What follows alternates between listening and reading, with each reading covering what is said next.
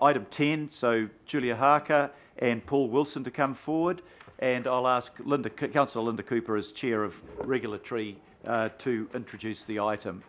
Perhaps, Linda, you'd like to move the... I'd like to move it, if I could, and I mean, I don't know whether Councillor Alf would like to second or Councillor Collins. Councillor Collins. Yep. Okay. Moved and seconded, and Linda Cooper to introduce. Thank you, Your Worship. So, this is the Health and Hygiene Bylaw Review, which is required to be review all of our bylaws every 5 years. And given some of the conversation in this, I just want people to understand that this is a bylaw for the whole region for many different things. And we will be discussing, in particular, cultural tātou here, but I don't want people getting carried away that this is the biggest part of it. It is much wider than that. So first of all, I wanted to first thank Councillor Bartley, who's away at the moment, and I have tabled an email I received from her at about 1:30 this morning. I didn't look at it then, but first thing this morning. So just her view on the Pacific Tātou issue, and also thank IMSB Deputy Chair Glenn Wilcox. He isn't on the governing body, but he worked with us and we attended many events, and so got a good feedback. And also thank our staff, in particular Julia, but her manager Paul, and of course our wonderful Kataraina, who heads up the team. They've done immense work here. They were out many nights in community facilities getting people's feedback, and sometimes there wasn't any. So I want to thank them for that, because they spend time away from their families in the evenings when they do that. So we've completed a review of the bylaw in May 2018, and the review found that the bylaw was generally working well, but some changes were needed just to protect better public health. The governing body adopted those proposals in July 2018, and the issues changes we sought to protect better public health were licensing services that pierce, risk breaking skin or burning tissue. We went away from just skin, because we found there's new practices that actually touch tissue. So that's just to keep relevant with what the trends are now. We also looked at requiring therapeutic massage, water play parks and pads to meet minimum standards, because we felt that there could be risk to health, and we wanted to incorporate those. We sought to ban eyeball tattooing unless qualified, carried out by, I know, it does make one squirm, carried out by a qualified health practitioner. And we also wanted to require licences to be publicly displayed, just as we do with food grade, because we want people to be confident that when they go and have this stuff done, they can see that these people are licensed. But also clarifying rules about traditional tattooing like tā moko and traditional Pacific tātou. So we went to local boards, marae committees, key stakeholders, including health experts and operators, and bodies who cover different professional entities as well. So we had lots of feedback, and we actually made a real breakthrough in the way we actually work with different communities we haven't traditionally been able to access. So we had 2 whānau o Talanoa, and one was by the Pacific People's Advisory Panel, and the other one was run by us in conjunction with the local board. And what we found, that was so good, because we actually had the local board and a Pacifica facilitator, and we found that was a really good way of engaging. It gained the trust, and then Julia was able to swoop in and be wonderful. And she was very well received because she was awhi'd, I don't know the Samoan word, I'm sorry, or supported by that people respected in that community. So we're going to take a leaf out of that book and do that a lot better with other communities. So that was really good. So really the recommendations, if we look at, we deliberated on the 26th of October. Everything's summarised, our recommendations in Table 1 of the panel report, 24 to 25, and I'm sure you've all read it word for word, and more detail in Attachment A of the panel. And as you can see, this isn't very exciting stuff because all the cameras have gone, but it's absolutely critical to the health and well-being of our communities. The panel recommendations are unanimous except for the proposed changes clarifying rules about traditional Pacific tātou. And in the interest, I will not read this out even though Councillor Bartley would have liked me to. We've got a lot to get through, but I've given you copies. And she opposed it basically because she felt that if you're going to recognise it, then you shouldn't have to licence it. But just to be really clear, and Councillor Collins said that we were redefining roles and functions for Pacific Tātou. No, we weren't. We were actually just elevating it and saying, we need to recognise that this is of cultural significance and outline that and say it's not purely just for commercial, it's actually cultural practice and it's very important. However, we didn't change anything. Those practitioners have always had to be licensed and meet minimum standards, and that is not changing. And the reason that we didn't propose changing that is because in the absence of a Pacifica authorising body, as with Tā Moko, which is already set, and that is tangata whenua, and we have treaty obligations there, we felt there would be a gap in the meantime, so nobody would be overseeing the health and hygiene part of that, and that was the danger to this community, and we didn't want to put our people there in danger with no one overseeing. So in the meantime, we want to leave that in place, and there's an amendment proposed, I think, by Councillor Collins, but I'm happy to incorporate it in, so we don't have to go through the whole amendment discussion, that we are going to have a working party.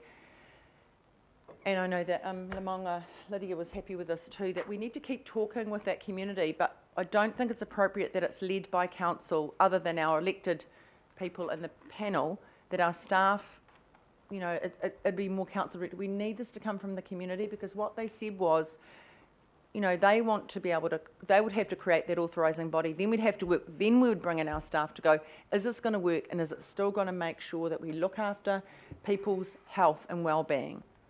We don't want anyone getting sick or dying. We've had that before. We don't want that happening again. And I think we've come to a good place there. And a lot of the tūwhunga said to us they were happy to be licensed, and they didn't feel that licensing took away from the cultural practice. So that's not what we're about here. We will never want to take away from that. That is not us. All we care about here is people's safety, and we leave the cultural practices and how that is done in terms of the value of that to the tūwhunga or traditional Tātou community and the Samoan community. So I guess that's that. But I can ask any questions around that, but our staff will too, because they've been heavily involved. So I commend this to you with pulling in that establishment of a working party with the community to adopt the bylaw as it is in front of you. Thank you. Sorry that was long-winded, but I think I needed to address those. Thank you very much, Councillor Cooper, and thank you to you and the committee for the work that you've done on this, and thank you again to Lamonga, who's still biding her time with us in the back of the room, for what she's added, and Councillor Collins, you're happy for your amendment to be incorporated. Can I also acknowledge Katarina? Didn't see you when I introduced Julia and Paul. Is there anything you want to add to that, or should we just go straight to questions? Straight to questions. We try and, Councillor Filipaina, try and tie this up by lunchtime if we can, folks. Should we put names of councillors up there? Did you want to be on that? Councillor Alf and Councillor? I think we can work it out. Good. Yeah. I think we should leave it to you. Yep. Good. No, I think that's appropriate. Councillor Filipaina? Thank you, Worship. Just a question, and I will speak to the recommendation, but a question around why Māori tattooists are exempt. Paul, in regards to it. Katarina can answer that question for us. It's not so much the tattooists, but the practice of tā moko, which under the Treaty of Waitangi Principles is our taonga, and there are Treaty of Waitangi Principles and partnerships embedded in local government legislation. So that is one of the key reasons that this bylaw is one of the ways we recognise that practice as taonga. But there are other reasons as well. So as you know, marae have marae committees. They are long established in terms of tikanga and kawa of a marae. And in terms of their practice around tā moko, they run that tikanga and kawa over the tā moko practice when it's done traditionally in marae. That helps to keep the public safety levels high. We have a good, well, excellent actually, public health record with tā moko practice in the marae as it's overseen by the Marae Committee. And so it's all those cascading reasons why tā moko has an exemption. Kia ora. Thank you. And it's good to see in your report on page 32 that there are no evidence of increased health problems there. And that's the ultimate That's test, the I point. think, Councillor. There's no further questions. Let's go to comments. Are there any comments on this paper? On me? Sorry, yeah, Councillor Collins. Sorry, didn't see your hand there. No, that's cool. Thanks, Mr. Mayor. Just wanted to endorse everything that Councillor Cooper has said, and I just wanted to offer my thanks to the local boards, the Pacific People's Advisory Panel, and the community leaders who came together for the whono. I think they were really valuable. And Councillor Cooper was well received in the middle of photos, and it was great. It was wonderful. So that was really good. I think it's just important with the establishment of the working group to for those people who will be part of it, as well as making sure that we engage all the community, all the Pacific communities, predominantly Samoan, because Te Tau really does relate more to the Samoan community, but I know that there are other Pacific communities who engage in similar types of practices, but if we're using Te Tau purely at its linguistic base, it's a Samoan word. So I think it's important that other parts of the community will be invited and will take that for granted.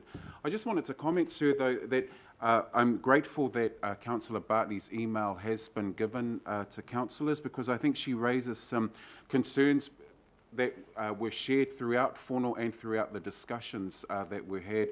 And I don't think we came to a complete landing place. It was pretty much, some people saying, yeah, that how it is at the moment is cool.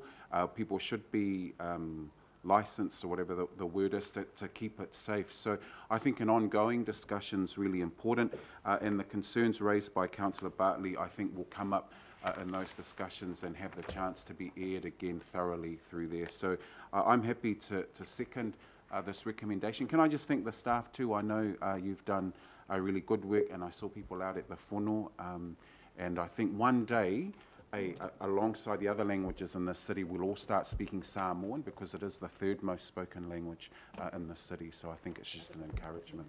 Yeah. Cool, thank you. Whawhatai. Right, any further comments? Councillor Filipaina? And I'm not going to repeat what Councillor Collins has said. I just wanted to point out, Julia, I want to say thank you to you. And the reason I say that is July, the journey around having the whono was started by you. You contacted me and you asked for us to, hey, look, we think that it should go out to our community and, you know, just give us some ideas. So I want to thank you, because July to now is a long time, but it's not a long time in Auckland Council time. But I do want to thank you personally and on behalf of the local boards, because once we had our discussion, I ended up contacting Councillor Collins, our two local boards in the Manukau ward, and the Pacific People's Advisory, and Councillor Casey has mentioned them earlier. So look, I really do just want to say thank you, because don't know what would have happened, and by all accounts, both the whono were successful in where we are now. So thank you. Thank you. Thank you very much, Councillor. And Councillor Cooper in reply, I think. Thank you. I just want to finish it off. One is, Councillor Bartley's had her say about it, but it is a bit of a shame that she's had to vote against it, because what we were really saying was we wanted to elevate traditional tātou. We were actually wanting to acknowledge it. And in the first whono, that's what people said. That was the most important thing to them, that it was acknowledged as something very important and not just commercial. And in that, she's sort of saying, unfortunately, in a clumsy way, it's because it's clumsily done that she's not supporting that. But I think she does really, she just wanted to say, well, they shouldn't be licensed. But as we've realised here, with tā moko, most practitioners now don't use traditional tools, they use disposable needles. And in the traditional tātou, there is still some bone elements to this, which is difficult to clean. And so that is sort of where we come to the thing that we've got to make sure our people are safe. So I think this is a good way forward. And if there's some way of getting an authorising body where all of those elements of health and safety can come in and still making sure that this tatau is elevated for what it is rather than just a commercial practice, that is really good. I want to thank Councillor Alf, because if he hadn't have sort of responded to Julie the way he did, we wouldn't have had such fantastic engagement. That was the most engagement we had on the whole thing in person, on the whole bylaw, which covered a whole lot of things. So it was actually very heartwarming and a learning experience for a lot of us, we Palangi that went along. So that's good. And so, yeah, so I thank the staff, thank everything you do. We've actually got a great team. It's not a high profile thing, but it actually is the bread and butter of what we do. We have to, under the Health Act, protect public health and safety, and so I just want to thank you very much. And Thank you, Councillor. I'll put the motion. It's been moved and seconded. All those in favour, please say aye. Aye. To the contrary, no. Carried. And we'll get away, Councillor Casey, 1 minute early. So you've got 31 minutes for lunch, and we'll start straight on at 1 o'clock. Actually, we're 5 minutes. You've got a 5-minute bonus. yeah, we're even earlier.